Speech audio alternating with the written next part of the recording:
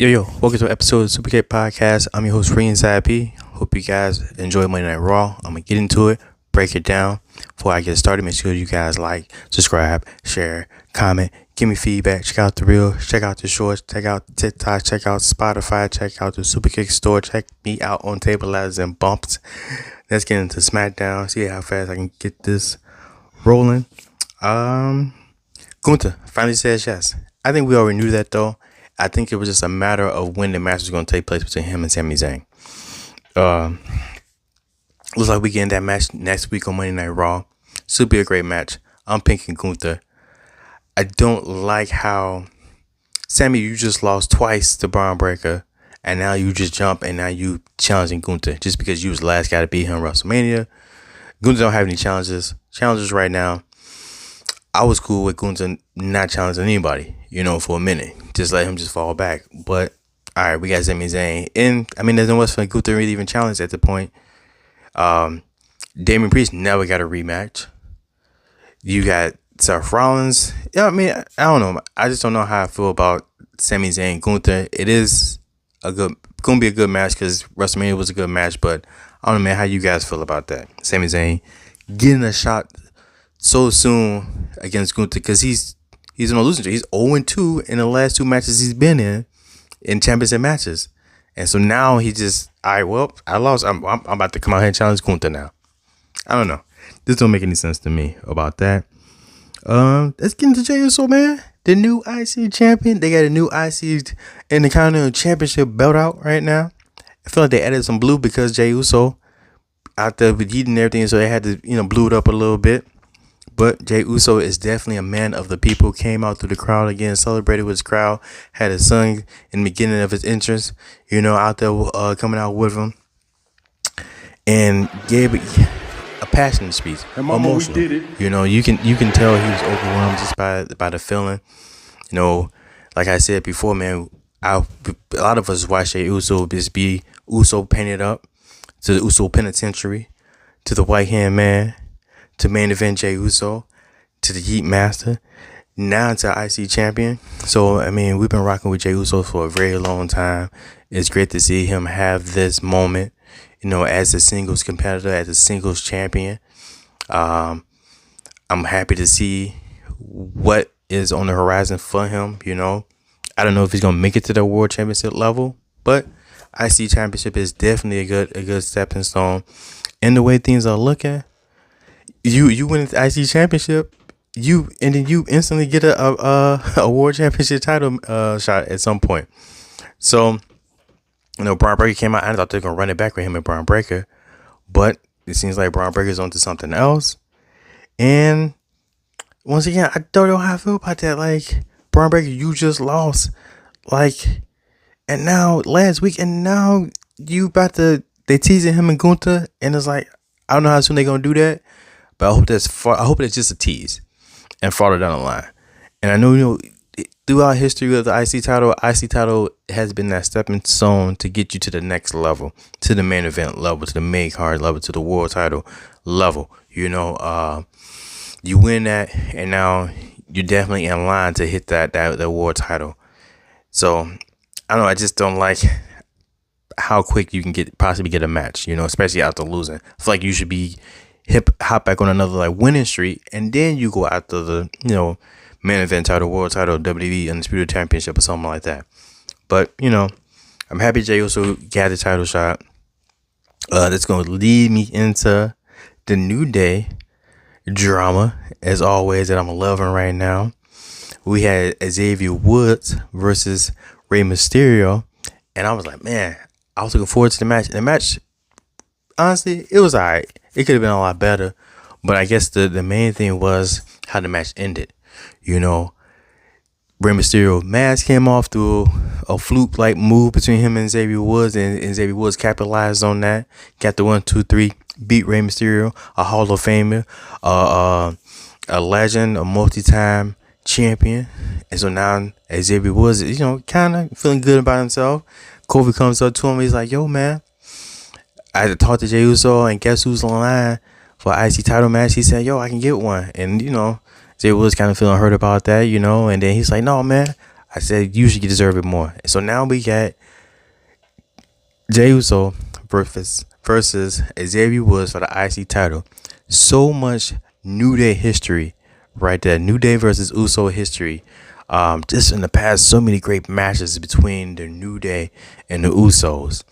And now they see this rivalry kind of reunited, just was in singles competition. I'm looking forward to it. I feel like it's just going to add more to whatever's going to happen with Xavier Woods. Is he turning heel? Is he just going through a crisis right now? Did Karrion Kross get in his ear? As we might, we saw later on throughout the night. But yeah, man, we got Xavier Woods versus Jey Uso next week. I think that's going to be a good match because Xavier Woods can go. And I think whoever's going to be he's with is going to help. He's going to help that person look good too in the ring as well. So that's a good match next week. Jey Uso versus Xavier Woods. What do you guys think? We keep on with the New Day. We had Kofi versus Chad Gable. Another decent match. Actually, that match was better than the Xavier Woods versus Rey Mysterio match. And you got chaos, not chaos, but outside interference. You got the American Made out there hopping. They just doing extra. Xavier Woods think that he's helping. Grab Chad Gable's leg. Throws off Kofi Kingston for the choke in Paradise, and then Chad Gable hits him with the Chaos Theory. 1, 2, 3. Chad Gable wins, and Xavier was just it's just making everything Xavier was doing, making like he's just doing bad stuff, but it's not. It's just stuff that's just happening, like bad luck in a sense, but not really bad luck because it's kind of working for him, except for Kofi Kingston, So I don't know, man, how you guys are enjoying Kofi, Xavier Woods, this New Day drama. What's going to happen with the New Day? Should they break up? Should they stay together? I don't know. All I do know is that Chad Angle had an excessive amount of deodorant on Monday Night Raw. I don't know. He was scared he was going to sweat it out and it was going to be spraying out of his armpits. But this whole side, maybe because it was the tan. It might have looked like there was deodorant, but I know he was spray tan, oranged up like a Cheeto. And maybe he didn't get underneath the armpits. So maybe underneath the armpits was just natural, his actual color, skin tone. So it just made like it was just deodorant on him. Like he had like the cheap dollar store deodorant all on his armpits, and it was just like this powder clay underneath his armpits. Like, dude, I hope it's just your skin and you just overly tan, which I don't know why you overly tan, but I don't know. It is what it is, man. I hope it's not deodorant. We're gonna get into Awesome Truth versus AOP. Or AOP, and Awesome, R-Truth is back after taking those multiple tsunamis from Bronson Reed. He's back and he's like, you know what, man, Miz, we about to take out AOP, and we think we're about to get a decent match. And Miz, R-Truth tags Miz, and Miz turns on R-Truth. Totally not what I thought was gonna see happen, right? Duh, but that's the Miz. And as always, the Miz is always going to turn heel. I would have loved to have seen R-Truth turn heel, something different, something fresh. But we seem like we're just in a period where people are turning. Whether you see it on Smackdown with possibly Cody Rhodes or Kevin Owens or Randy Orton. Now you got it on Raw. You got possibly Xavier Woods going to turn. You just saw the Miz turn. Like I said, the Miz is always turning. But the Miz is probably better as a heel anyway. That's his thing. So he rocks out as a heel. I do enjoy Miz as a heel more. But like I said, as something different, I would have loved to see R-Truth possibly have gone heel on Miz. But we'll see. And then you got more cryptic messages from the Wyatts. We thought maybe they were trying to say something to Braun Strowman. But to me, I think that they either talking to Xavier Woods or The Miz. And I can see, but The Miz is solo, Xavier Woods is solo. So it's like, and then they mentioned liars, and I saw a promo with Karrion Kross, and he was talking about the liars. So could you get the Final Testament versus the Wyatts? I think that might be a better matchup. But I don't know, man. We'll see. I don't know who you guys like to see the Wyatts go out the next. We haven't seen them on the PLE, which is surprising. We haven't seen them in a couple of weeks, which kind of makes sense. But who should their next victims or who should be in their crosshairs next. Let me know who you guys are feeling next. I'm thinking it's gonna be The Miz or Xavier Woods. You let me know what you think. Comment below. What else we got? I'm gonna say that Monster versus Monster for the end.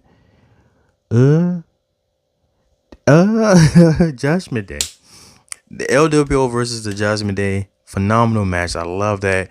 Joaquin Wild always showing out, putting on a show every time he gets out there.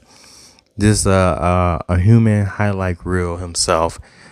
No diss to Ricochet, but it's going out, and we need some people to step up. And Joaquin Wild on the main event, on the main roster, he does that.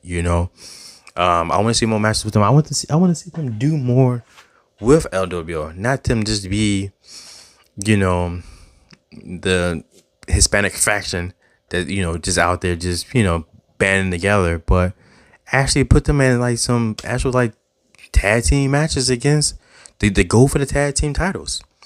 Finn and JD aren't doing anything with the tag team titles, and the tag team titles could be used to elevate certain groups that needed, or certain tag teams that actually needed. JD and Finn Balor don't need the tag team titles.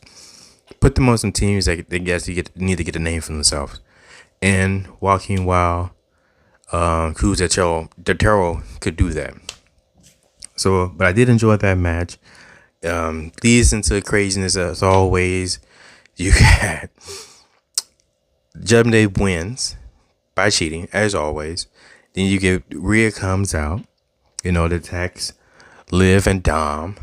And I think we gotta get that Rhea versus Dom match at some point. I don't know when, but it gotta happen soon.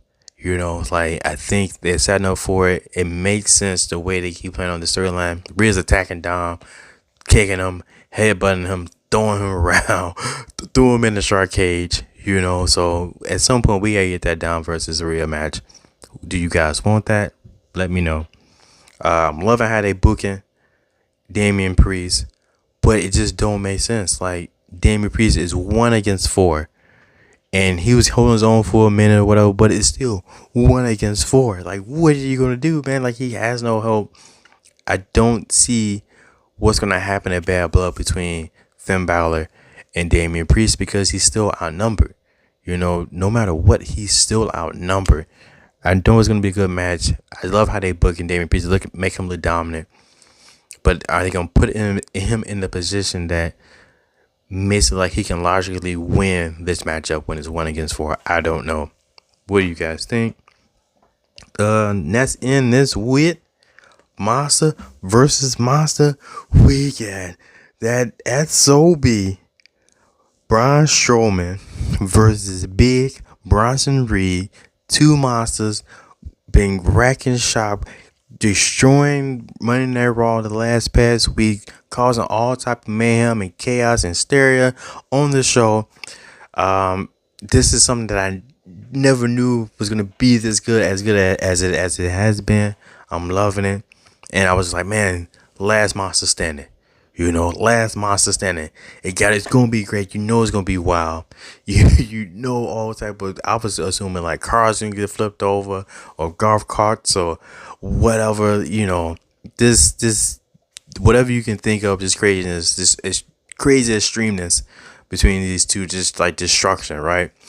And we kind of got that. We got some announce tables being destroyed. We got some tables that had random cups and stuff on top of it getting broken. Death Valley driver into. That was cool. We got barricades getting pushed through. Then another barricade getting pushed into the quote unquote fans. And then that happens, and then the ref comes out. The help. Well, I don't assess. What is he doing out there? Like, you're not supposed to. Every week, the refs are just doing more and more stuff that just don't make sense. Like, get in the ring and count to 10. What are you doing? You get all the security come out to try to help out or whatever. Then you get Bronson Reed pissed off, trying to attack the security at Adam Pearce. You get Braun Strowman climbing to the top turnbuckle to dive out like Superman to splash on, take everyone out. You get back in the ring. Bronson Reed hits like tsunami, and I thought it was gonna be just multiple tsunamis at least 10 tsunamis. Bronson Reed was going to win. You get a suplex. Bronson Reed suplexes Braun Strowman in the ring with the post turnbuckles. They explode off. I'm so used to the ring just kind of collapsing all together. I don't know why it didn't do so. It drops a little bit, and then you get them starting to count. Could possibly a double count out. You know, the guys get to stirring or whatever. Bronson Reed decides to use the steel chairs, the steps to kind of climb up, and then you get Seth Rollins out of nowhere. The freaking Seth Rollins himself comes out, curve stomps Bronson Reed. Braun Strowman makes it to defeat before the 10 count, and the winner of the last monster standing is Braun Strowman. I don't like it. I don't like it at all. I felt like all this build up to Bronson Reed being this unstoppable force was for nothing now. Only for Seth Rollins to come out and just totally just wipe out this last like month and a half of just Bronson Reed just being insanely just great, you know, like the way they had booked for him was amazing. And now it's like, well, you know, you're getting that matchup, and we knew that Seth Rollins was gonna come back at some point, and they're gonna have, you know, get his leg back and, you know, get his revenge on Bronson Reed. But I would have preferred to see the ending of this between this monster versus monster, and then maybe we get Bronson Reed possibly went after Jey Uso, you know, and then Seth Rollins coming to interfere in that, you know. And then that might have caused some tension between Jey Uso and Seth Rollins, because Jey Uso wants to do him by himself. Seth Rollins interferes or whatever, but you still get that Bronson Reed Seth Rollins thing, you know. I think I would have preferred to do something like that, but to have Seth Rollins comes out and costs Bronson Reed the match, so Braun Strowman win. I didn't like that at all. But man, what did you guys like? Did you guys like it? How would you have done it? You know, if you could have. What's next for Bronson Reed? What's next for Seth Rollins? Does Bronson Reed beat Seth Rollins? Is that a possibility? You know, we'll see. But we got Bad Blood this weekend. You know, who tuned into that? Let me know. We had tickets going on sale at the end of the month for WrestleMania. Then in November 15th for Royal Rumble. It's just too much. Like, yo, like who has all this money to buy all this stuff? You know, I don't. But I want to go so bad. So, I don't know, man. We'll see. But we're going to do Friday Night Smackdown. Hopefully be able to do another live stream with the guys from TLB, Table Labs and Bumps. So make sure you guys check that out. We'll have some more details. We'll be able to promote that some more for you guys. But, man, thank you guys for rocking with me. As always, thank you guys for tuning in. Make sure you made it this far. Like, subscribe, share, comment. Give me feedback. Tell me you guys' thoughts, you guys' opinion, you know. And, man, until next time, man, adios. Peace.